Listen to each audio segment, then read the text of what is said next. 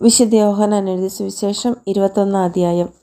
യേശു വീണ്ടും പ്രത്യക്ഷപ്പെടുന്നു. ഇതിനുശേഷം യേശു തിബേരിയാസ് കടൽ തീരത്ത് വെച്ച് ശിഷ്യന്മാർക്ക് വീണ്ടും തന്നെ വെളിപ്പെടുത്തി. അവൻ വെളിപ്പെടുത്തിയത് ഇപ്രകാരമാണ്: ശിമോൻ പത്രോസ്, ദിദിമോസ് എന്ന് വിളിക്കപ്പെടുന്ന തോമസ്, ഗലീലിലെ കാനയിൽ നിന്നുള്ള നഥാനയേൽ, സെബദിയുടെ പുത്രന്മാർ എന്നിവരും വേറെ 2 ശിഷ്യന്മാരും ഒരുമിച്ചിരിക്കുകയായിരുന്നു. ശിമോൻ പത്രോസ് പറഞ്ഞു, ഞാൻ മീൻ പിടിക്കാൻ പോവുകയാണ്. അവർ പറഞ്ഞു, ഞങ്ങളും നിന്നോടുകൂടെ വരുന്നു. അവർ പോയി വള്ളത്തിൽ കയറി. എന്നാൽ ആ രാത്രിയിൽ അവർക്കൊന്നും കിട്ടിയില്ല. ഉഷസ്സായപ്പോൾ യേശു കടൽക്കരയിൽ വന്നു നിന്നു. എന്നാൽ അത് യേശുവാണെന്ന് ശിഷ്യന്മാർ അറിഞ്ഞില്ല. യേശു അവരോട് ചോദിച്ചു, കുഞ്ഞുങ്ങളെ, നിങ്ങളുടെ അടുക്കൽ മീൻ വല്ലതുമുണ്ടോ? ഇല്ല എന്ന് അവർ ഉത്തരം പറഞ്ഞു. അവൻ പറഞ്ഞു, വള്ളത്തിൻ്റെ വലത്ത് വശത്ത് വലയിടുക, അപ്പോൾ നിങ്ങൾക്ക് കിട്ടും. അവർ വലയിട്ടു. അപ്പോൾ വലയിലകപ്പെട്ട മത്സ്യത്തിൻ്റെ ആധിക്യം നിമിത്തം അത് വലിച്ചു കയറ്റാൻ അവർക്ക് കഴിഞ്ഞില്ല. യേശു സ്നേഹിച്ചിരുന്ന ആ ശിഷ്യൻ പത്രോസിനോട് പറഞ്ഞു, അത് കർത്താവാണെന്ന് കേട്ടപ്പോൾ ശിമോൻ പത്രോസ് താൻ നഗ്നനായിരുന്നത് കൊണ്ട് പുറങ്കുപ്പായം എടുത്ത് ധരിച്ച് കടലിലേക്ക് ചാടി. എന്നാൽ മറ്റ് ശിഷ്യന്മാർ മീൻ നിറഞ്ഞ വലയും വലിച്ചുകൊണ്ട് വള്ളത്തിൽ തന്നെ വന്നു. അവർ കരയിൽ നിന്ന് ഏകദേശം 200 മുഴത്തിലധികം അകലെയല്ലായിരുന്നു. കരയ്ക്കിറങ്ങിയപ്പോൾ തീ കൂട്ടിയിരിക്കുന്നതും അതിൽ മീൻ വച്ചിരിക്കുന്നതും അപ്പവും അവർ കണ്ടു. യേശു പറഞ്ഞു, നിങ്ങൾ ഇപ്പോൾ പിടിച്ച മത്സ്യത്തിൽ കുറെ കൊണ്ടുവരുവിൻ. ഉടനെ ശിമോൻ പത്രോസ് വള്ളത്തിൽ കയറി വലിയ മത്സ്യങ്ങൾ കൊണ്ട് നിറഞ്ഞ വല വലിച്ചു കരയ്ക്ക് കയറ്റി. അതിൽ 153 മത്സ്യങ്ങളുണ്ടായിരുന്നു. ഇത്രയധികം ഉണ്ടായിരുന്നിട്ടും വല കീറിയില്ല. യേശു പറഞ്ഞു, വന്നു പ്രാതൽ കഴിക്കുവിൻ. ശിഷ്യന്മാരെല്ലാവരും അവനോട് നീ ആരാണ് എന്ന് ചോദിക്കാൻ മുതിർന്നില്ല. അത് കർത്താവാണെന്ന് അവർ അറിഞ്ഞിരുന്നു. യേശു വന്ന് അപ്പമെടുത്ത് അവർക്ക് കൊടുത്തു. അതുപോലെ തന്നെ മത്സ്യവും. യേശു മരിച്ചവരിൽ നിന്ന് ഉയർപ്പിക്കപ്പെട്ട ശേഷം ശിഷ്യന്മാർക്ക് പ്രത്യക്ഷപ്പെടുന്നത് ഇത് 3-ാം പ്രാവശ്യമാണ്. പത്രോസ് അജപാലകൻ. അവരുടെ പ്രാതൽ കഴിഞ്ഞപ്പോൾ യേശു ശിമോൻ പത്രോസിനോട് ചോദിച്ചു, യോഹന്നാന്റെ പുത്രനായ ശിമയോനെ, നീ ഇവരേക്കാൾ അധികമായി എന്നെ സ്നേഹിക്കുന്നുവോ?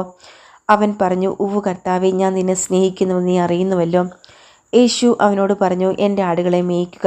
2-ാം പ്രാവശ്യവും അവൻ ചോദിച്ചു, യോഹന്നാന്റെ പുത്രനായ ശിമയോനെ, നീ എന്നെ സ്നേഹിക്കുന്നുവോ? അവൻ പറഞ്ഞു, ഉവ്വ് കർത്താവേ, ഞാൻ നിന്നെ സ്നേഹിക്കുന്നുവെന്ന് നീ അറിയുന്നുവല്ലോ. അവൻ പറഞ്ഞു, എൻ്റെ കുഞ്ഞാടുകളെ മേയ്ക്കുക. അവൻ 3-ാം പ്രാവശ്യവും അവനോട് ചോദിച്ചു, യോഹന്നാന്റെ പുത്രനായ ശിമയോനെ, നീ എന്നെ സ്നേഹിക്കുന്നുവോ? തന്നോട് 3-ാം പ്രാവശ്യവും നീ എന്നെ സ്നേഹിക്കുന്നുവോ എന്ന് അവൻ ചോദിച്ചുകൊണ്ട് പത്രോസ് ദുഃഖിതനായി. അവൻ പറഞ്ഞു, കർത്താവേ, നീ എല്ലാം അറിയുന്നു. ഞാൻ നിന്നെ സ്നേഹിക്കുന്നുവെന്നും നീ അറിയുന്നു. യേശു പറഞ്ഞു, എൻ്റെ കുഞ്ഞാടുകളെ മേയ്ക്കുക. സത്യം സത്യമായി നിന്നോട് പറയുന്നു, ചെറുപ്പമായിരുന്നപ്പോൾ നീ സ്വയം അരമുറുക്കുകയും ഇഷ്ടമുള്ളിടത്തേക്ക് പോവുകയും ചെയ്തിരുന്നു. എന്നാൽ പ്രായമാകുമ്പോൾ നീ നിൻ്റെ കൈകൾ നീട്ടുകയും മറ്റൊരുവൻ നിൻ്റെ അരമുറുക്കുകയും നീ ആഗ്രഹിക്കാത്തിടത്തേക്ക് നിന്നെ കൊണ്ടുപോവുകയും ചെയ്യും. ഇത് അവൻ പറഞ്ഞത് ഏതു വിധത്തിലുള്ള മരണത്താൽ പത്രോസ് ദൈവത്തെ മഹത്വപ്പെടുത്തും എന്ന് സൂചിപ്പിക്കാനാണ്. അതിനുശേഷം യേശു അവനോട് എന്നെ അനുഗമിക്കുക എന്ന് പറഞ്ഞു. യേശുവും വത്സല ശിക്ഷനും.